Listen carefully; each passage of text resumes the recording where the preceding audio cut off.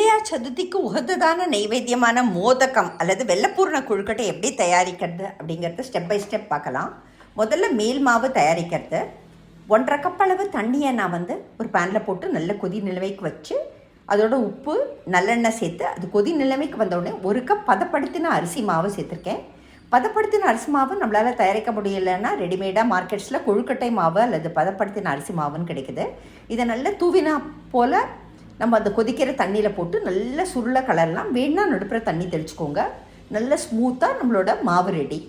இந்த மாவை எடுத்து தனியாக ஒரு பவுலில் போட்டு நல்ல ஒரு ஈர துணியில் சுற்றி வச்சுக்கோங்க.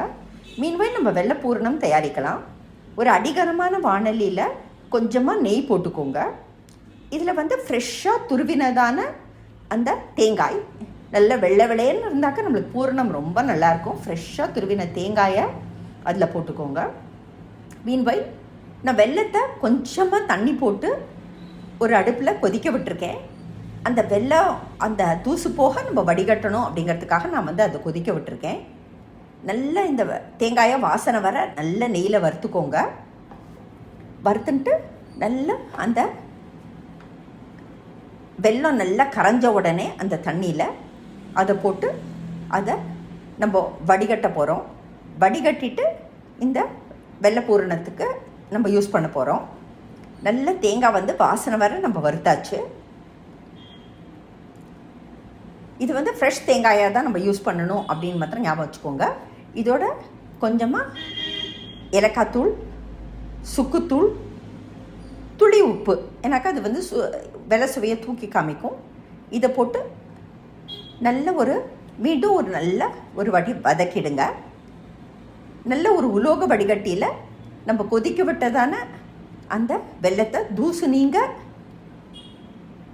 நம்ம வடிகட்டி அந்த வெள்ளைப்பாகோடு சேர்த்து நல்ல சுருளை கலரி அந்த பூரணத்தை எடுத்து தனியாக வச்சிடலாம்.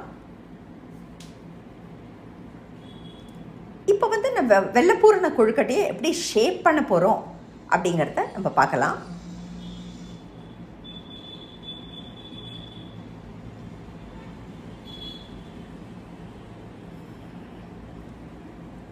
இதை சின்ன ஒரு மார்பிள் சைஸ்க்கு பால்ஸாக பண்ணிக்கோங்க.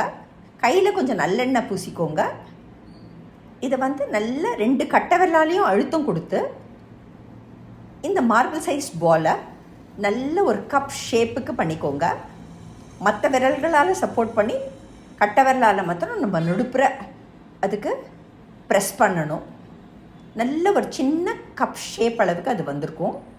இப்போது நம்ம செஞ்சதான அந்த பூரணத்தை வெள்ளை பூரணத்தை இதுக்கு நடுப்புற ஜென்ரஸாக நம்ம வைக்கலாம். அந்த பூரணம் நம்ம வெளியில் வரக்கூடாது. இது நல்ல ஹாலோ கப்பாக நம்ம பண்ணணும். இப்போ பூரணத்தை நல்ல ஜென்ரஸாக எடுத்து அந்த கொழுக்கட்டை மாவுக்குள்ளே வச்சுக்கோங்க. நல்லா அழுத்தி விடுங்க பூரணத்தை. இப்போ இதை இந்த மாதிரி மோதகம் ஷேப்புக்கு பண்ணிக்கோங்க.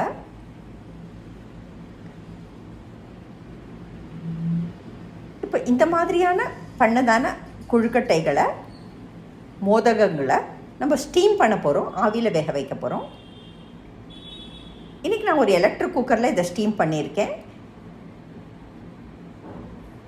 ஒரு வாழை இலையில் வச்சோன்னாக்கா நல்ல வாசனையாக இருக்கும் இது. இப்போ நம்மளோட வெள்ளை பூரண கொழுக்கட்டை தயார், மோதகம் தயார்.